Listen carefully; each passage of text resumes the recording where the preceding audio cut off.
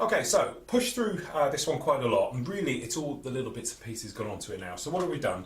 We've gone along and we've had another go. To be honest, it was 3 goes to do this centre seam down the bottom, exactly the same as we did the other ones, just filler. Just this time I elected to use a little bit of green putty. We left it, to be honest, for a couple of days to totally shrink back and everything. Then I got in there and sanded back. Then all we've done is we've knocked a couple of these little guys around a little bit, these aerials. We've installed all the aerials on here, the footwells, the gear, all the lumps and bumps that go all over this thing, of which there is quite a few.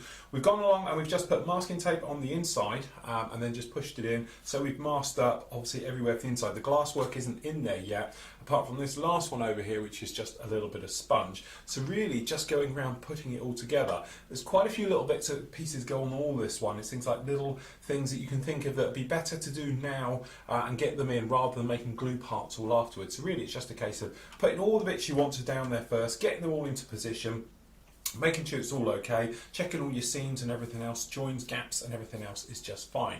I don't know quite how some of these seam lines are yet, so what we're going to do, we're going to move it over to the spray bay now, give it a coat of primer everywhere and have a good look at it and see exactly how all these seams are. If they seem fine, then what we can do, we can just pop a little bit of gentle rescribing in, just to pop in a few panel lines, which I know we've lost now, okay, but I want to see what it's like first. So what we'll do, we'll get it over to the spray bay. Okay, so over to the spray bay. Still a few little areas are a little bit soft, so we have to be a little bit careful. Some things are a little bit wet. Now, first of all, what we want to do is obviously get primer down. But before that, we want to put some black areas around. Now, we've got lots of fill around this windscreen, everything else like that. So it's not going to be particularly nice. You might want to go straight for grey, then put black in. To be honest, that's exactly what I'm going to do. I'm going to put a coat of grey paint down there first. That way, it'll show from the inside of everything being grey. But I think it will suffice for what we need for this one. So we're just going to spray this neat straight on. So what we've got here, I've got the standard 0.2. This is the Infinity using the Evo body. So what we're going to do, just a tiny little bit straight from the colour cup. Just check our flow. Okay, coming through nicely. So what we're going to do is just spray the inside of the windscreens, just around them. Alright, just this front one to tidy it up, literally just a little bit. And then what we're going to do, because I've got some paint left in here, we're just going to spray over some of the areas where we know we might have problems, so we can initially see what's going on.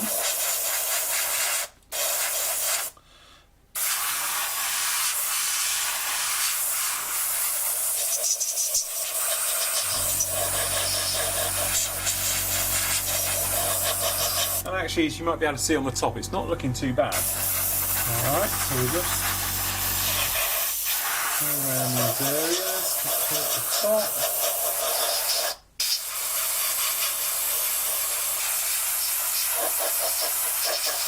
And we're looking at the moment for massive problems, as in huge great seam lines, things like that, as we work our way around everything.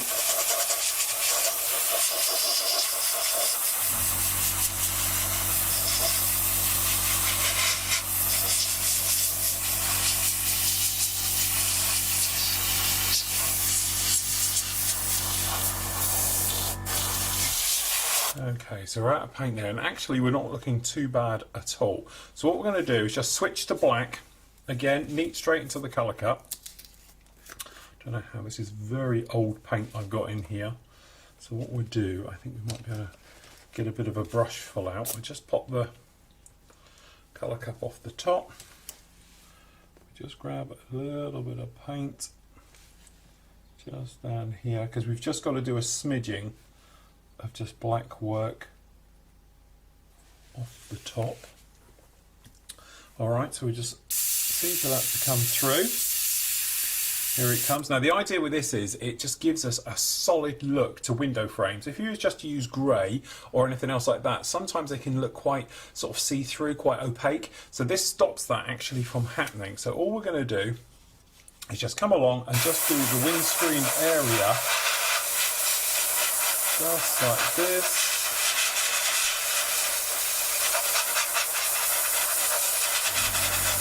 And a nice thick coat right the way over.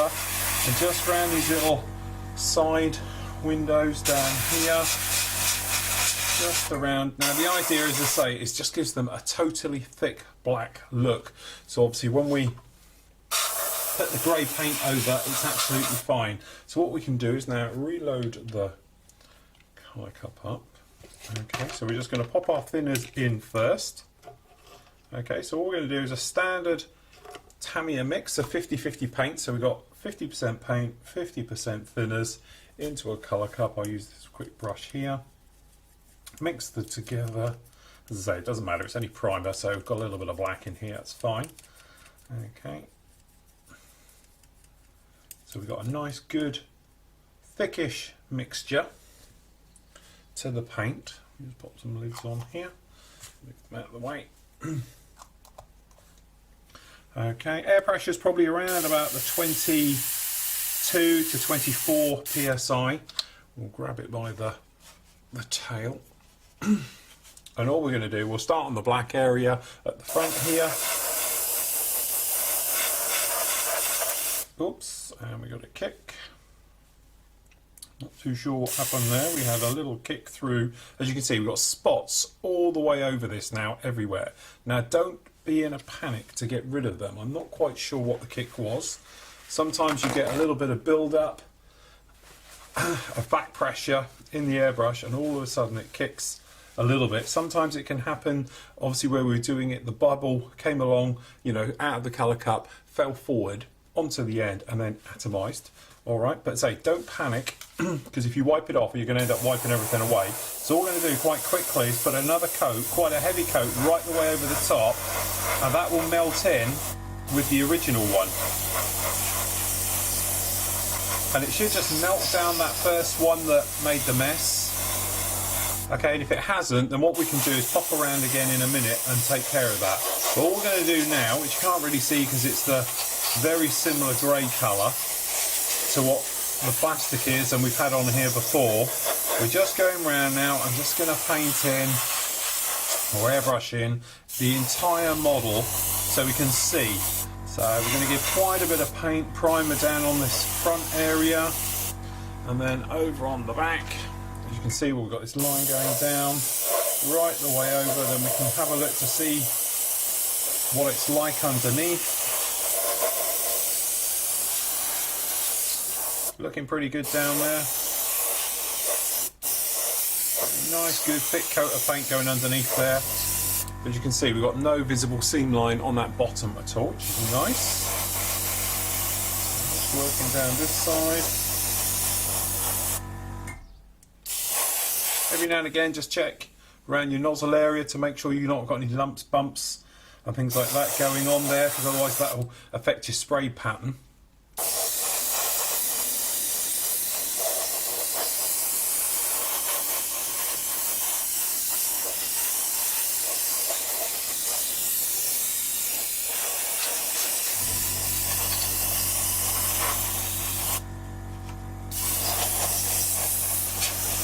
Okay, so that's the front half of the helicopter done. We'll let that dry off just for a moment, and then we'll come back and then can spray the back half, and then we can have a look and see exactly what we got.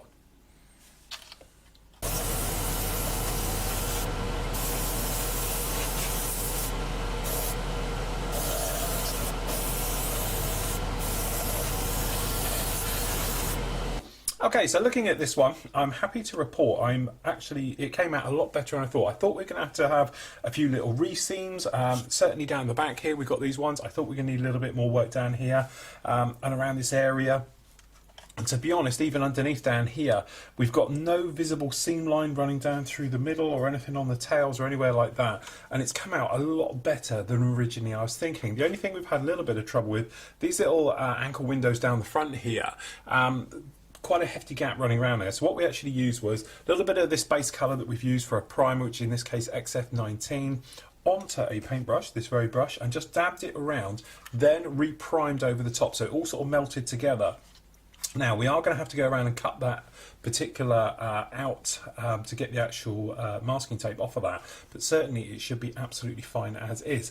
And to be honest, it's come out 100 times better than I was expecting. I thought we were going to have to go back in because I thought we were going to have nasty seam lines and joins, and we were going to have to do rescribing and things like that. But I can honestly say I don't think we're even going to need to rescribe it. This detail at the top here is absolutely fine. We've still got the various details in there.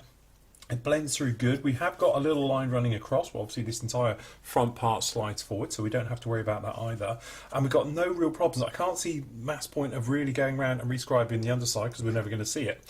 So we can push straight ahead. So this particular one is going to be great everywhere, and it's going to be really, really boring. So what we can intend to do is try and liven this up by using a sort of multi-finish system. So to start with, what we're going to do, we're going to pre-shade it. Covered it before, but we'll go through it again.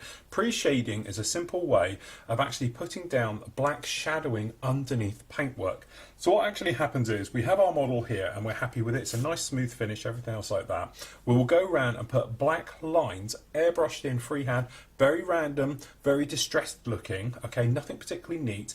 And we're going to go around and put them in everywhere where there's a panel line. So in this particular case, especially around the back end here, we've got a lot of raised riveting detail and obviously a lot of panels all around this entire area. So by us going in there and taking care of those and putting them in, we can make them individually stand out and look a little bit better. Same thing around doors, hatches, access points, everything else like that. This way, when we put the next colour on, okay, which would be quite a thin mix, it will show through. It will break up the paint immediately and give us a nice grimy look to the model before we even start coming in with bleaching, with griming up techniques, post shading, and then obviously we're going to come back then with maintenance, corrosion control areas, things like that, to put them back in before we've even got started on washes, pastels, pigments and things like that. So pretty straightforward with this one. Standard 50-50 mix. So we just go along, we have our thinners goes in first. We're not going to need gallons of this, okay, so it's probably about 1/2 ml of thinners to 1/2 ml of paint. Okay, just in like so. So make sure you've got a good mix going down in there. Usual air pressure, 20-24 psi. Okay, and what we do, we just check our flow. Happy with how it's coming out. It should be constant. You don't want it to be stopping, starting, juddering, things like that, okay? If that's happening, chances are you've just got a little bit of paint down the front end here, this particular front part of the nozzle, something else like that. Simply clean out your airbrush, start again. But you just want it to be running constant with it. So what we do, we just flop this guy on his side just like this, okay? And what we're going to do just for the moment is go around, run around and just pick out panel lines. So we just put this down here in case he blows around. So what we're going to do, we're going to pick out areas.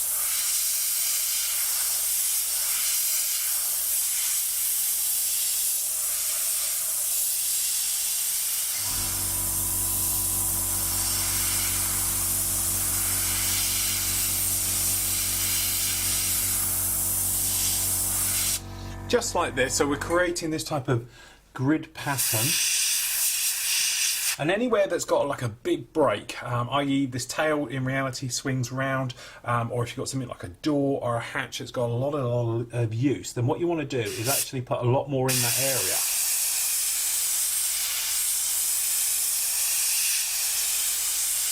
But don't worry about it being a little bit random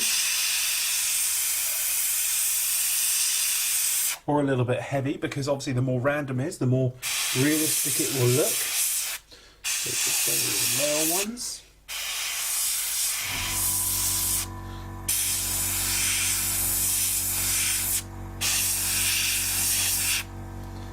Okay. And even with riveting details, do it down but keep it a little bit faint. Okay, not as strong as the panel line, but certainly riveting detail I would go in. But as you can see, although my airbrushing freehand skills aren't perfect by any means, you don't want them to be straight. If they're straight, it's going to be like a grid. If it looks like a grid, it's going to look unnatural. You want them to be darker, and then obviously heavier, lighter, okay, and thinner, things like that. So that way it's all a little bit different, all a little bit random.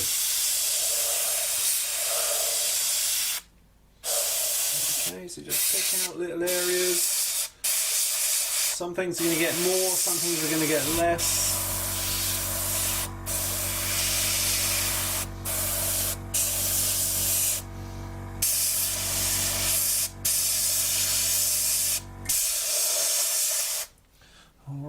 work your way around the entire model, putting in these areas, and you might decide certain things, perhaps this guy little one here will colour in that entire panel, okay, so that way it'll just break it all up, make it look more natural.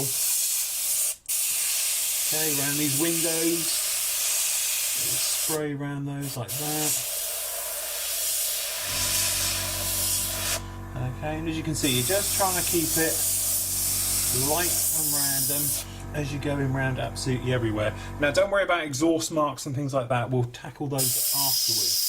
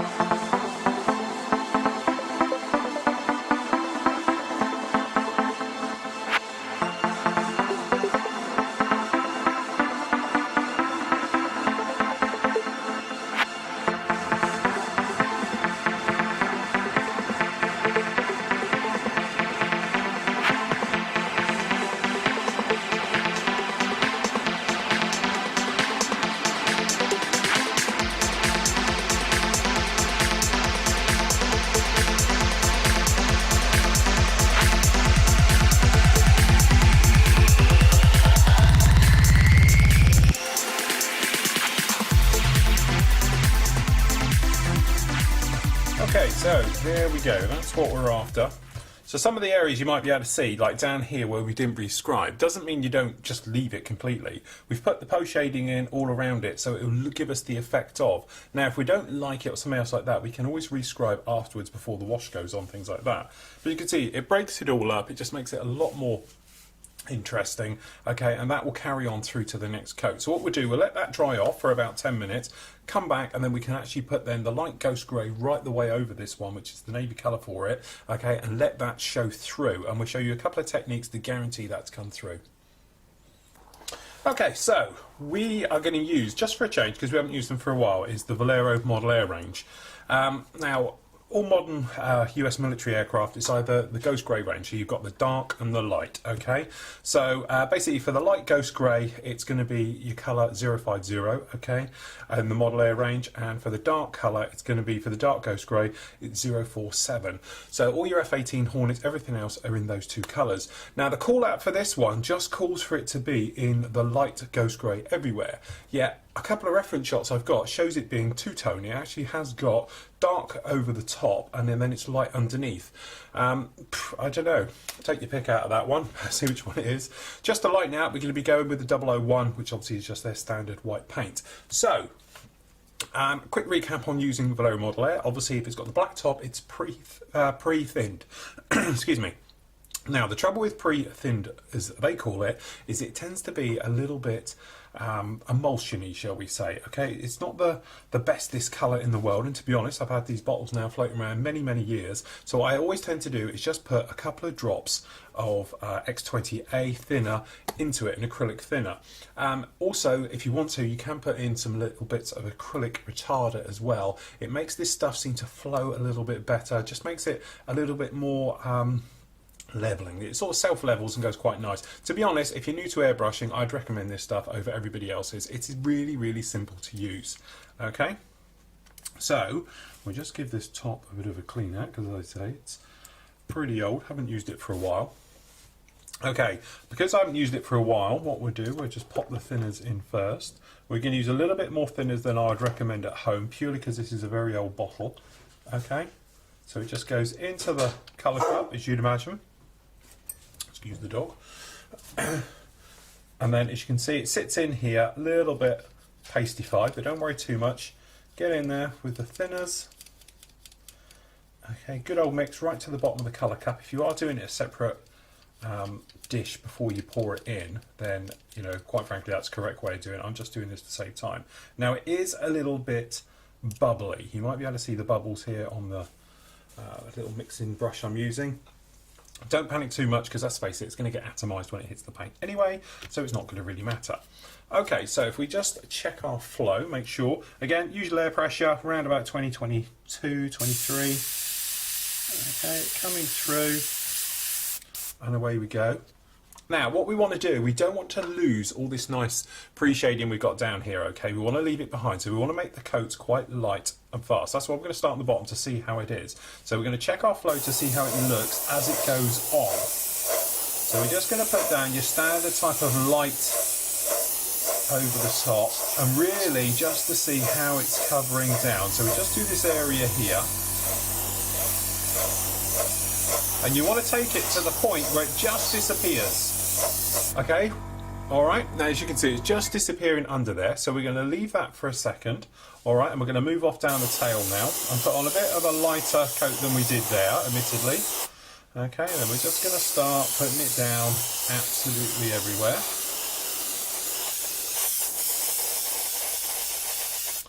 Okay,